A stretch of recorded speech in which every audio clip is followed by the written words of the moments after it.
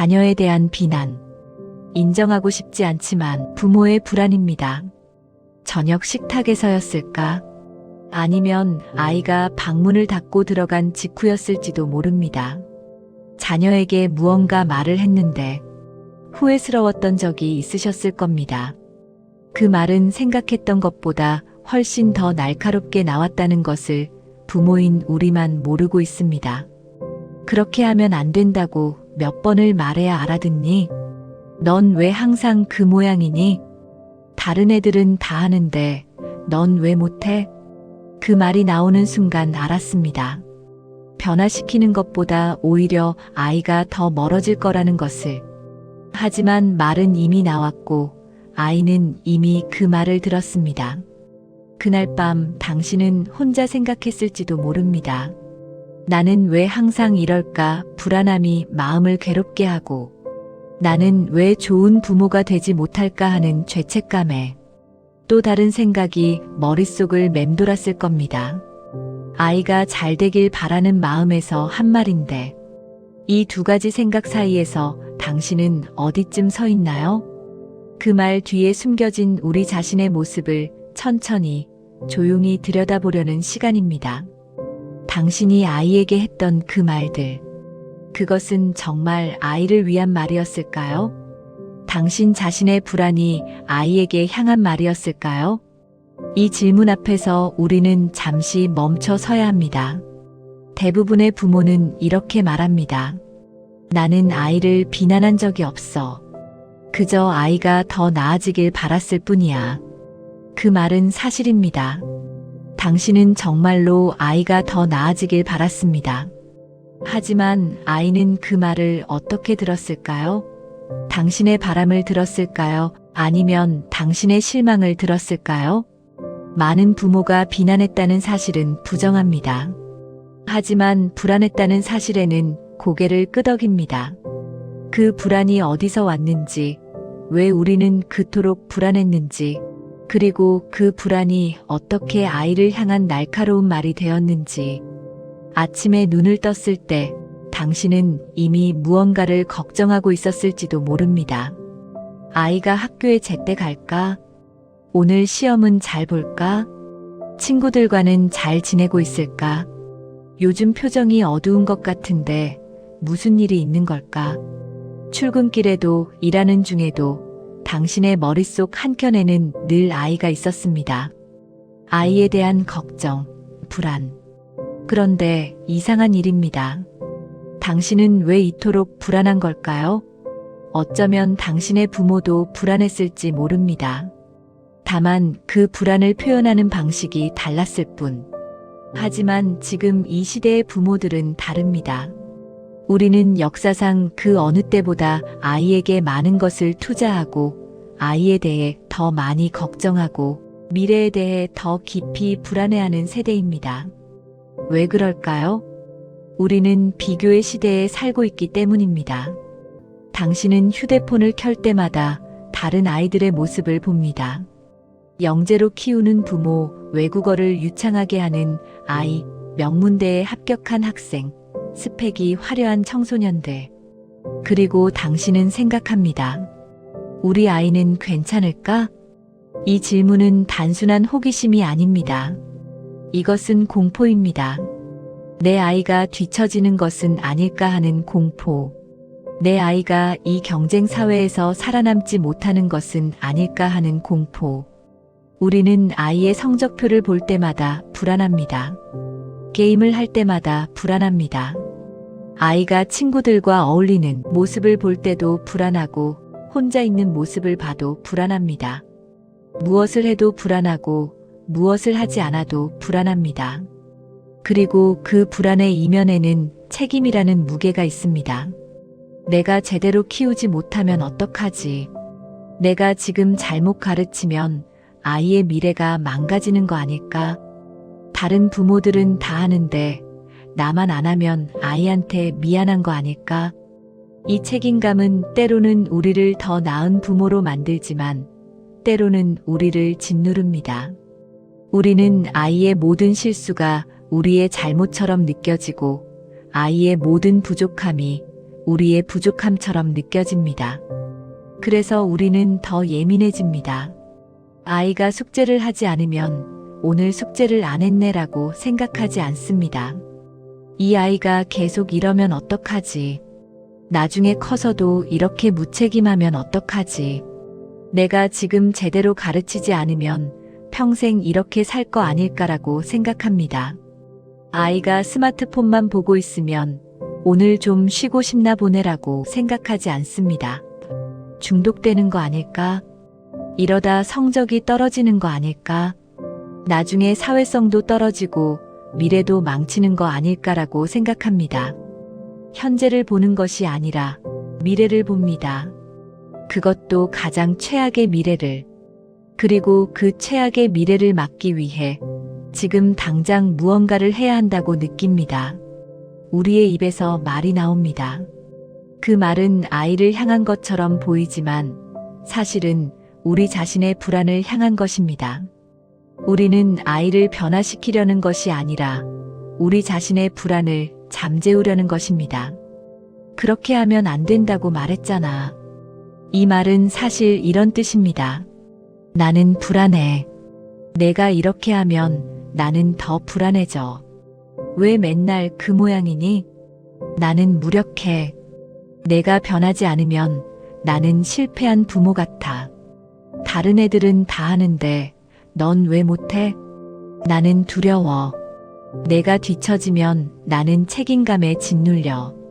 이 사실을 인정하기 싫습니다.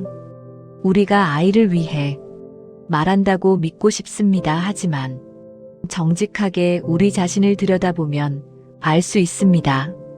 그 말의 대부분은 아이를 위한 것이 아니라 우리 자신을 위한 것이었다는 것을.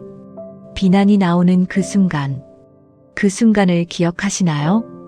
당신이 아이에게 무언가를 물었고 아이가 대답 대신 한숨을 쉬었던 순간, 숙제를 하라고 했고 나중에요라고 대답했던 순간, 게임을 그만하라고 했고 조금만요라고 대답했던 순간, 그 순간 당신의 머릿속에서는 무슨 일이 벌어졌나요? 아마도 이런 생각들이 빠르게 스쳐 지나갔을 겁니다. 또 무시하네. 나를 우습게 보는 거야. 이 아이는 언제쯤 철이 들까? 내가 뭘 잘못 가르친 거지? 다른 부모들은 이럴 때 어떻게 하지? 내가 너무 약한 부모인가? 그리고 그 모든 생각들이 하나의 감정으로 뭉쳐집니다.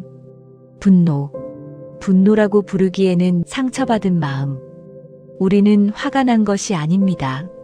상처받은 것입니다. 우리의 말을 무시할 때 반항하네라고 생각하지 않습니다. 내가 실패한 부모구나라고 느낍니다.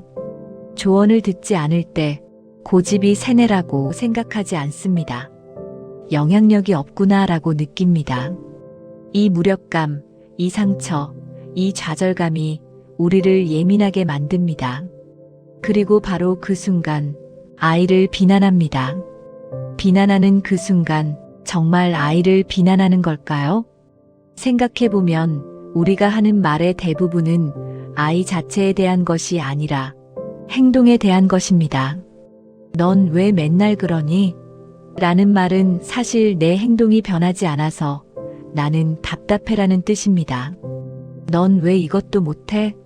라는 말은 내가 이걸 하지 못하면 나는 불안해라는 뜻입니다. 아이를 공격하는 것이 아니라 자신의 감정을 표현하는 것입니다. 다만 그 방법이 서툴렀을 뿐입니다. 나는 불안해, 나는 걱정돼, 나는 무력해라고 말하는 대신 너는 왜 그래, 너는 왜 못해, 너는 왜 안 돼라고 말합니다. 우리의 감정을 아이에게 투사합니다. 그리고 아이는 그 말을 듣고 자신이 문제라고 생각합니다. 아이는 내가 부족해서, 내가 못해서, 내가 잘못해서 부모님이 화내신다고 생각합니다. 하지만 진실은 다릅니다. 화낸 이유는 아이가 부족해서가 아니라 우리가 불안해서입니다. 비난이 나오는 그 순간을 천천히 되짚어보면 발견하게 됩니다. 그 말은 아이에게 하는 말이 아니라 사실은 우리 자신에게 하는 말이었다는 것을. 넌 왜 그래? 라는 말은 사실 나는 왜 이럴까? 라는 질문이었습니다. 넌 왜 못해? 라는 말은 나는 왜 못할까? 라는 자책이었습니다. 아이를 비난하는 것이 아니라 자신을 비난하고 있었던 것입니다. 그리고 그 비난이 아이에게 향했을 뿐입니다. 이제 우리는 아이의 마음으로 내려가야 합니다. 당신이 했던 그 말을 아이는 어떻게 들었을까요? 당신의 불안을 이해했을까요? 걱정을 알아들었을까요? 아이는 당신이 자신을 사랑하기 때문에 그런 말을 한다는 것을 느꼈을까요? 아마도 아닐 겁니다. 아이는 당신의 말을 말로 듣지 않습니다. 말을 감정으로 받아들입니다. 넌 왜 맨날 그러니? 나는 항상 틀린 사람이구나 라고 느낍니다. 다른 애들은 다 하는데 넌 왜 못해? 나는 부족한 사람이구나 라고 느낍니다. 그렇게 하면 안 된다고 몇 번을 말해야 하니? 나는 이해력이 없는 사람이구나 라고 느낍니다. 그대로 받아들이지 않습니다. 그 말의 뒤에 숨은 감정을 느낍니다. 실망, 분노, 좌절, 포기. 자신의 정체성으로 받아들입니다. 나는 부모님을 실망시키는 사람이야. 부모님에게 짐이 되는 사람이야. 나는 부족한 사람이야. 이것이 비난이 아이에게 남기는 흔적입니다. 어떤 아이들은 이에 반항합니다. 아이는 내가 왜? 나는 안 그래. 엄마 아빠가 모르는 거야. 라고 소리칩니다. 문을 쾅 닫고 방으로 들어갑니다. 아이의 반항은 무시가 아니라 방어입니다. 자신을 지키려고 합니다. 나는 부족한 사람이라는 정체성을 받아들이지 않으려고 애씁니다. 아이가 반항할수록 당신은 더 답답해집니다. 그리고 더 강하게 말합니다. 그러면 아이는 더 강하게 반항합니다. 이것이 악순환입니다. 또 다른 아이들은 침묵합니다. 아무 말도 하지 않고 고개만 끄덕입니다. 네, 알았어요. 그리고 아무것도 변하지 않습니다. 말은 잘 듣는데 왜 안 변할까? 정말 이해가 안 가. 하지만 아이의 침묵은 순종이 아닙니다. 침묵은 단념입니다. 이미 당신의 말에 귀를 닫았습니다. 어차피 부모님은 나를 이해 못해. 내가 뭘 해도 실망시킬 거야 라고 생각합니다. 당신과 싸우지 않고 포기할 뿐입니다. 반항하는 아이든 침묵하는 아이든 그들이 느끼는 것은 같습니다. 나는 있는 그대로는 부족한 사람이구나. 이것이 비난이 아이의 자존감에 남기는 상처입니다. 당신은 아이를 더 나은 사람으로 만들려고 했습니다. 하지만 아이는 자신을 부족한 사람이라고 배웠습니다. 당신은 아이에게 동기부여를 하려고 했습니다. 하지만 아이는 무력감을 느꼈습니다. 아이를 변화시키려고 했지만 그로 인해 마음을 닫았습니다. 이것이 비난의 역설입니다. 우리가 원했던 것과 정반대의 결과가 나타나는 것. 그리고 가장 슬픈 것은 이 모든 것을 명확한 기억으로 간직하지 않는다는 것입니다. 정확히 무슨 말을 했는지 기억하지 못할지도 모릅니다. 하지만 아이는 그때 느꼈던 감정은 평생 기억합니다. 나는 충분하지 않구나. 이 감정이 아이의 마음속 깊은 곳에 자리 잡습니다. 우리는 정말로 아이를 사랑합니다. 아이가 더 나아지길 바랍니다. 의도와 아이가 받아들인 것 사이에는 거대한 간극이 있습니다. 이 간극을 인정하는 것은 고통스럽습니다. 좋은 부모가 되려고 했던 모든 노력이 오히려 아이에게 상처가 되었을 수도 있다는 것을 받아들이는 일이기 때문입니다. 우리는 우리 자신을 나쁜 부모라고 생각하고 싶지 않습니다. 잘못했다고 인정하고 싶지 않습니다. 가장 중요한 것은 분명 잘못의 문제가 아니라는 것을 알아야 합니다. 불안한 부모였을 뿐입니다. 당신의 잘못만은 아닙니다. 당신 역시 불안 속에서 자라왔습니다. 당신의 부모도 당신에게 비슷한 말을 했을지도 모릅니다. 넌 왜 그래? 넌 왜 못해라는 말을 들으며 자랐을지도 모릅니다. 그리고 당신은 그 말들을 내면화했습니다. 충분해야 하고 더 나아져야 하고 완벽해야 한다는 메시지가 마음속에 가득할 겁니다.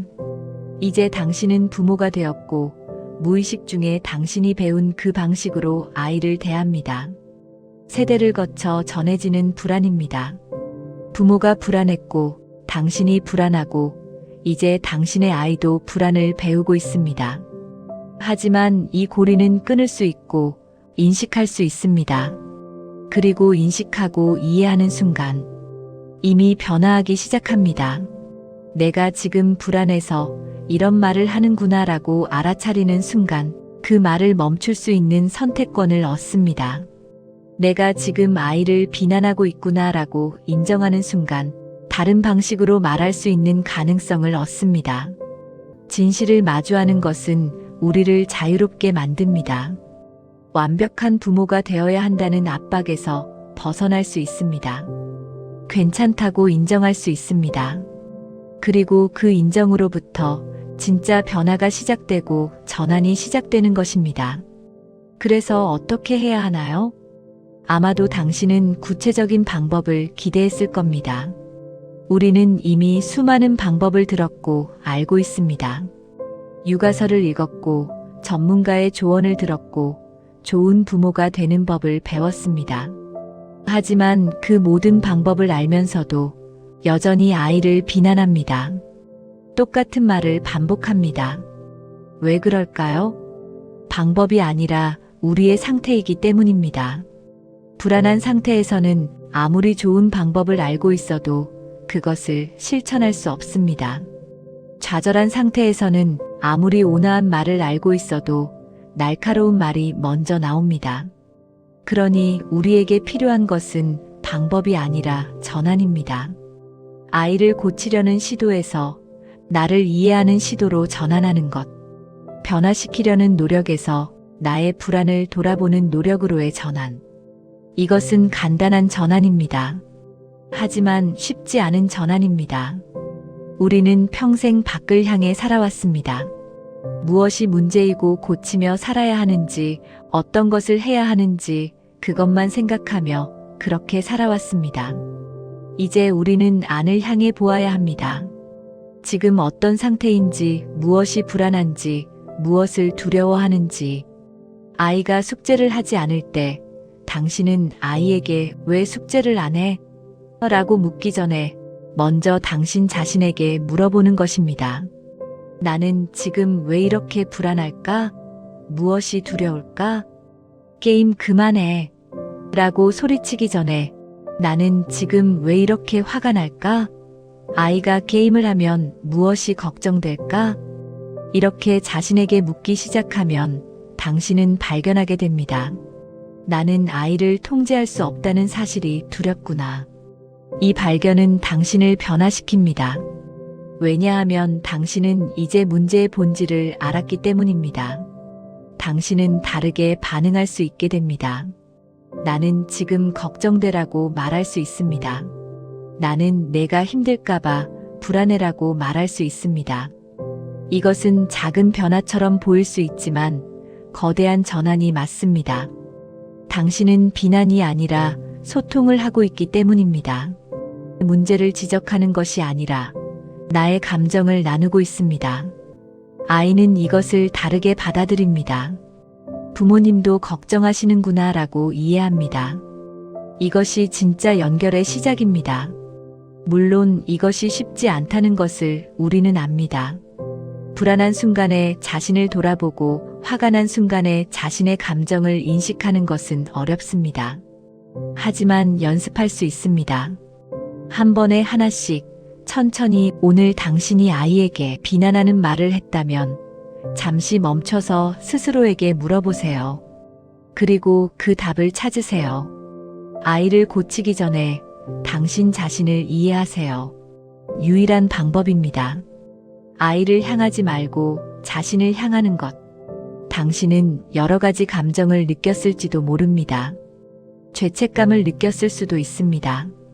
나는 아이에게 상처를 줬구나. 나는 나쁜 부모였구나. 방어심을 느꼈을 수도 있습니다. 나는 최선을 다했어. 나는 잘못하지 않았어. 무력감을 느꼈을 수도 있습니다. 이미 늦었어. 나는 아이를 회복할 수 없어. 이 모든 감정은 자연스럽습니다.